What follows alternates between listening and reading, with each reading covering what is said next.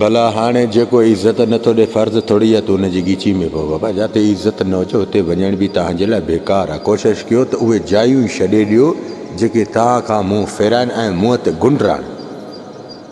ख़ुदा जो कसम इन खां वधीक तव्हांजी सुकून जी ज़िंदगी कान्हे का।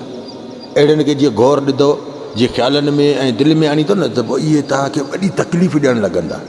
बहितर आहे ॿुध हिकिड़ो मिंट हेॾे असल में ॻाल्हि छा आहे, जेकॾहिं साम्हूं वारनि जा रवैया थोरा टेड़ा थो ॾिसनि न, ख़ुदा जो कसम उन्हनि खे चओ बाए बाए बाबा। वरी जॾहिं असांजो वक़्तु भलो आयो जा मिसाल हिकिड़ो तुंहिंजे चहिरे ते रौनक आई त इनशा अलाह चाहियो त मिलंदासीं।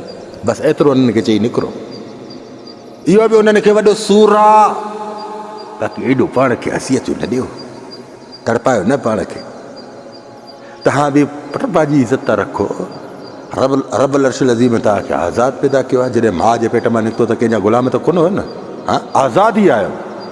आज़ादु ई अलाह तव्हांखे पैदा कयो आहे त कंहिंजी गिरफ़्तारी में पंहिंजे पाण खे छो था माना हिकिड़ो उन्हनि जे क़रीब कयो जिन जे आॾो तव्हांजी इज़त ऐं वैल्यू ऐं तव्हांजो भरम ई न हुजे, न कयो।